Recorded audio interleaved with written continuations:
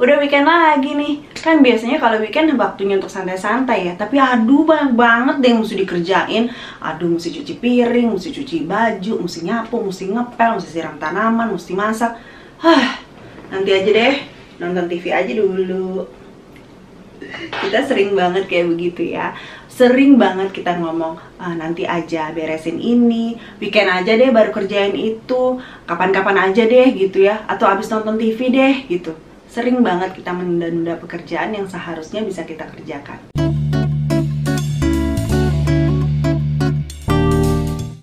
Kata Fumio Sasaki, seorang minimalis dari Jepang yang tulis buku Goodbye Things, dia bilang kalau kita punya kebanyakan barang, kita akan cenderung malas dan suka menunda-nunda. Karena itu hari ini kita mau belajar sama-sama beberapa aturan praktis yang bisa kita terapkan dalam hidup minimalis untuk kita bisa menghentikan kebiasaan kita menunda-nunda. Yang pertama, aturan 5 menit. Nah, pasang alarm ya, set alarm 5 menit. Kemudian sesudah itu, kamu lakukan decluttering. Tahu ya decluttering ya? Decluttering itu adalah proses kita memilih-milih barang-barang kita, barang mana yang mau disimpan, barang mana yang mau didonasikan atau dibuang gitu kan.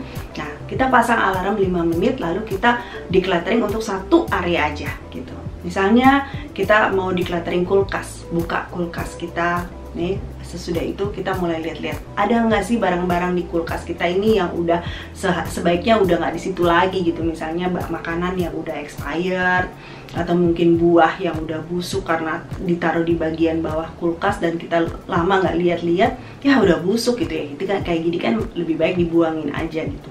Nah, setelah alarmnya itu 5 menit mati, ya udah kita selesai tutup kulkasnya. Kan kita sudah melakukan sesuatu dalam 5 menit itu. Bisa juga kamu lakukan di rak buku nih, rak buku kamu misalnya.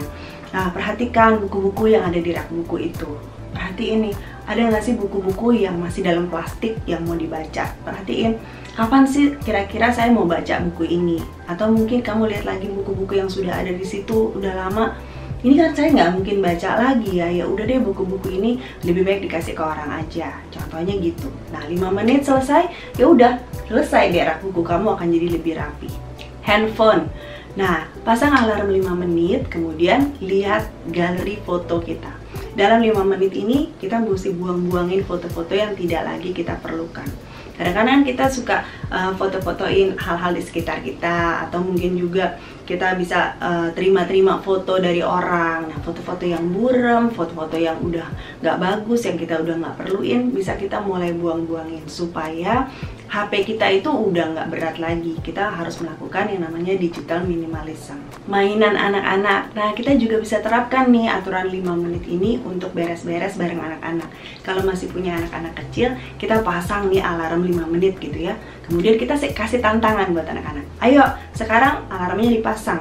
Kita sekarang harus bisa beresin barang-barang, balikin lagi ke tempatnya. Siapa yang bisa balikin sebelum alarmnya bunyi dapat hadiah, misalnya gitu. Anak-anak akan semangat untuk melakukan itu. Dan mereka akan terbiasa dengan membereskan barang-barang mereka sesudah mereka main gitu. Jadi kita membiasakan anak-anak kita juga untuk rapi gitu. Yang kedua, aturan 2 menit. Aturan 2 menit ini disampaikan oleh David Allen, seorang productivity consultant. Dia bilang gini, kalau suatu pekerjaan itu bisa dilakukan kurang dari 2 menit, lakukan segera. Contohnya, misalnya, pada saat kita lihat ada sepatu yang ada di lantai. Mengangkat sepatu untuk kemudian masukin ke dalam rak sepatu, itu kan pekerjaan yang kurang dari 2 menit. Jadi lakukan aja segera, angkat sepatunya, masukin dalam rak sepatu. Selesai, gitu. Daripada kita diemin aja.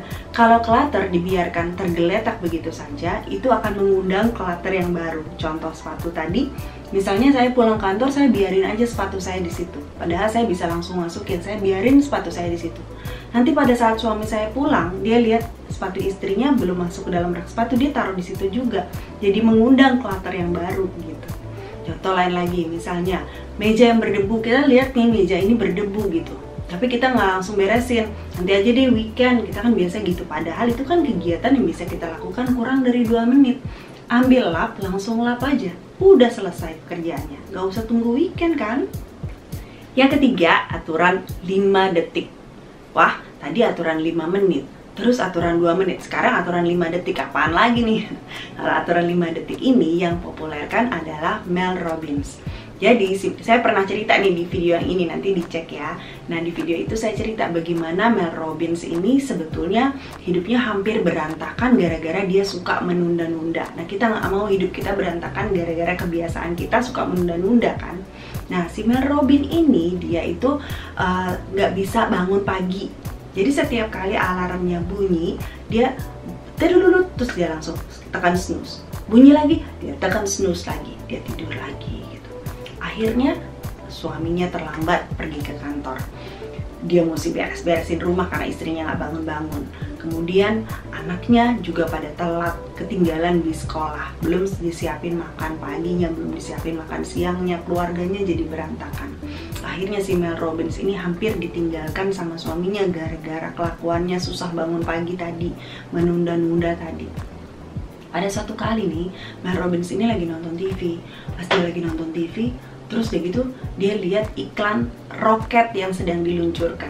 Jadi kalau roket sedang diluncurkan itu kan pasti ada count backward ya. Jadi misalnya 5, 4, 3, 2, 1, baru tuh roketnya naik gitu kan. Nah, Mel Robbins ini tertarik waktu lihat gini, terus dia mikir, besok pagi saya akan meluncurkan diri saya seperti roket ini. Tiba-tiba dia dapat hikmat seperti itu. Udahlah, dia tidur, besok paginya alarmnya bunyi. Begitu alarmnya bunyi, apa yang dia lakukan? Dia hitung mundur. 5, 4, 3, 2, 1, dia bangun. Dia langsung menjalankan kegiatannya sebagai seorang istri, sebagai seorang ibu.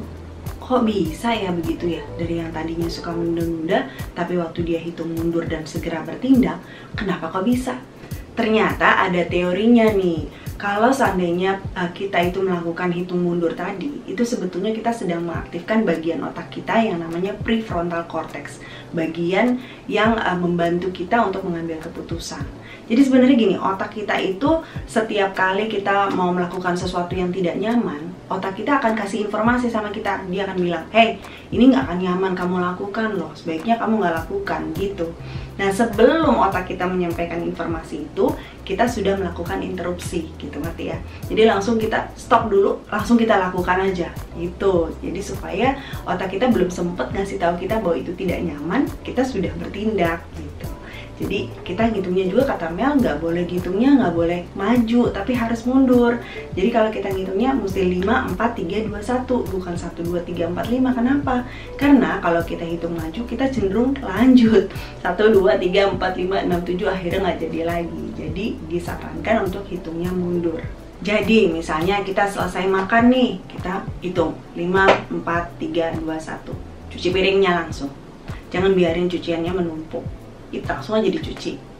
Atau pada saat kita lagi nonton TV, terus tiba-tiba kita ingat ada tugas yang harus kita kerjain, langsung aja 5, 4, 3, 2, 1, kerjain langsung gitu ya, berhenti nonton TV-nya. Atau pada saat kita lagi scrolling handphone gitu, tiba-tiba kita ingat, oh iya ya, saya harus bikin presentasi. Ya udah, langsung aja 5, 4, 3, 2, 1 dan lakukan. Siapkan presentasi yang harus disiapkan. Jadi kamu bisa pakai 3 aturan tadi untuk menghentikan kebiasaan menunda-nunda. Aturan 5 menit, pasang alarm 5 menit, lalu bereskan area tertentu di rumah kamu yang harus dibereskan dalam 5 menit. At least bisa mengurangi beban kamu lah gitu. Aturan 2 menit, pada saat kita bisa mengerjakan sesuatu kurang dari 2 menit, jangan ditunda-tunda, langsung kerjain aja. Karena dengan begitu kita tidak membiarkan sesuatu jadi menumpuk. Kemudian aturan 5 detik, waktu kita ingat ada sesuatu yang harus kita kerjakan, aktifkan langsung prefrontal cortex kita. 5, 4, 3, 2, 1 dan langsung kerjakan gitu. Ya, mudah-mudahan video hari ini bermanfaat buat kamu. Kamu suka video-video tentang gaya hidup minimalis, kamu bisa lihat playlistnya, kamu juga bisa subscribe. Thank you so much udah temenin saya hari ini. Kita ketemu lagi di video-video yang lain.